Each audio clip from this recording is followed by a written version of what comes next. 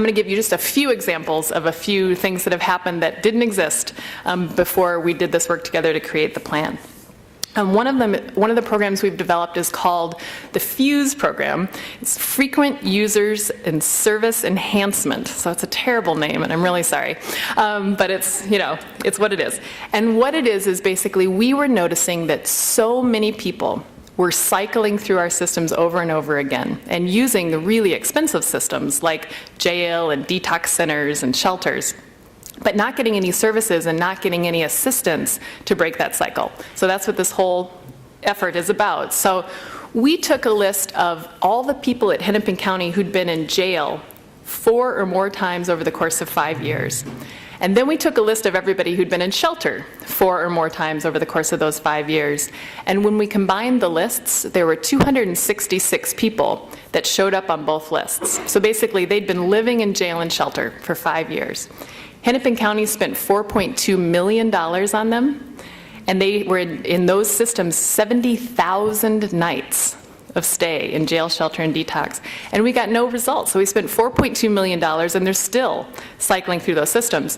So we said, well, this is not very effective, and we raise some private dollars.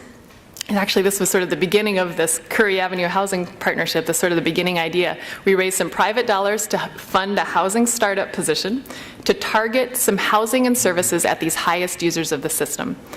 And they have now housed 43. St. Stephen's Human Services is the agency that does the work for us.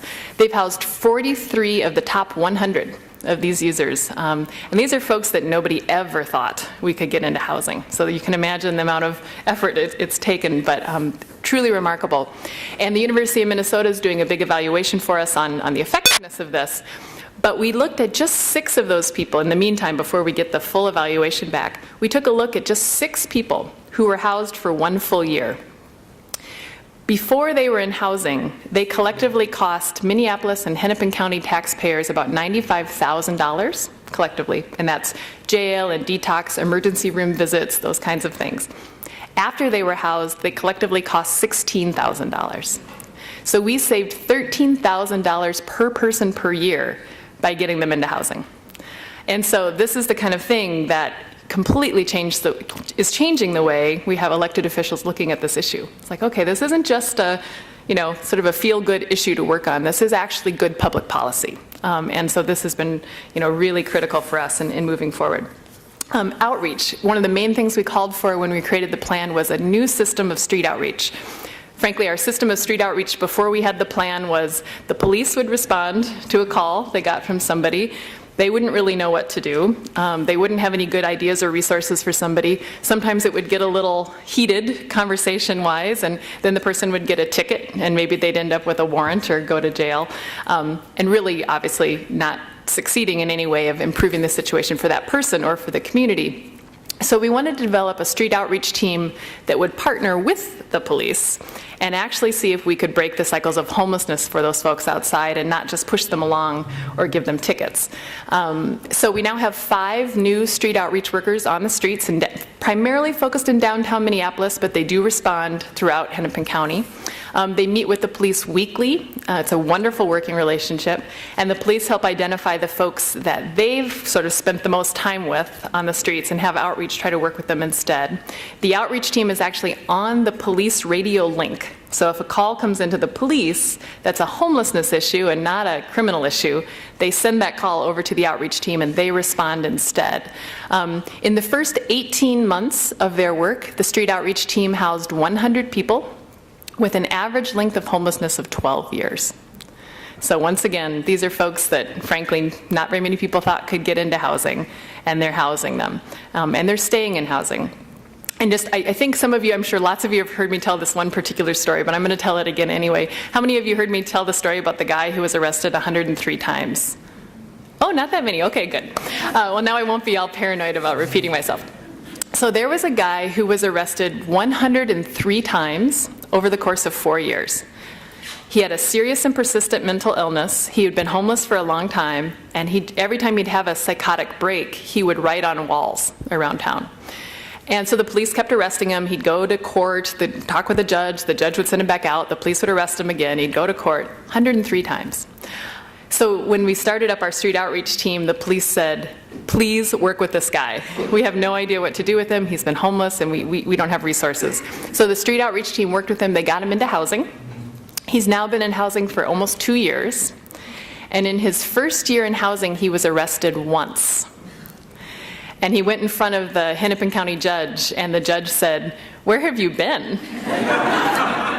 And he said, I'm in housing. I'm working with the street outreach team. I'm in housing. And he said, great, go back to your housing.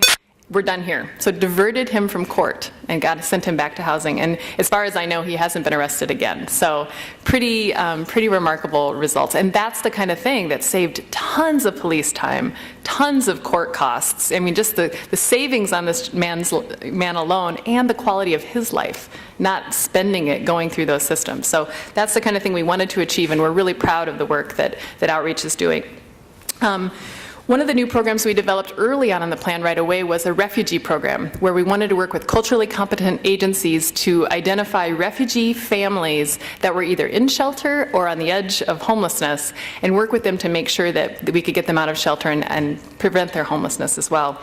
It's a great program. In the last year alone, it served about 140 families from 14 countries, and is working, it's basically housing, a little bit of housing subsidy, and then support services to help them maintain their housing. It's sort of the magic, really, for this plan to end homelessness, is that we need to make the housing affordable somehow, whether it's housing development that's, Section 8 or, has an ability for people to afford it, or if it's a rent subsidy, whatever it is, make the unit affordable.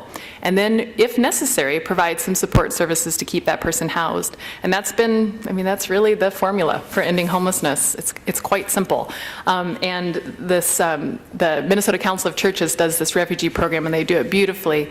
And they partner with culturally competent agencies to provide the services, and we've been really pleased with the work they're doing. And one more just highlight of a program development, because it's a different population. For homeless youth, there are so many kids who are aging out of Hennepin County care every year, foster care. And oftentimes what we understand is that kids age out of foster care, and then they're on their own at age 18 out in the world, and sure enough, we find them back in the system as homeless adults, or they go to a youth shelter or an adult shelter, or they end up on the streets because they don't have the skills and the ability to kind of carry on by themselves at that point. So we started a program called 24/7. And it's basically an experiential living program where when kids are not quite 18, maybe they're 17 or even 16 and a half, we'll work with those kids to get them into housing, work with the landlord, get them into housing, and then support those kids in that housing, but they haven't yet aged out of Hennepin County's sort of care yet. So they're still getting care, but they're in their own place. So they're learning how to work with the landlord and how to budget and how to pay their rent and all of those skills they need, so that by the time they do age out of care, they've learned a lot of those skills before they're left to be on their own. And so that's been a real systems change, and not just that program, but the whole way that we're thinking about kids aging and transitioning out of care has really shifted over these past 3 years. A couple other things I just want to mention. Collaboration has been such a theme of ours from the very beginning, and I think, when I think about the successes of these last 3 years, I think collaboration is one of the things that comes forefront to my mind. We have 125 agencies that are working to implement this plan. So whenever you hear me say we are doing this, it's not the Office to End Homelessness by any means. It's we, the community, 125 agencies, and then of course all the people who work to support those agencies, financially or volunteers, etc. So that collaboration is incredible. One example is we've got a group of nonprofit agencies that are working on a collaboration called Housing First, where we kind of take the old model of trying to get people into housing, which used to be, okay, we're going to get you into housing, but you need to be housing ready. Has anybody ever heard that, housing ready? Or you have to, be sober and be on your medications and do all of these things. And once you're ready for housing, we'll get you in. We've kind of taken that and flipped it on its head and said, you know what? We have to get people into housing first. That's the critical first need.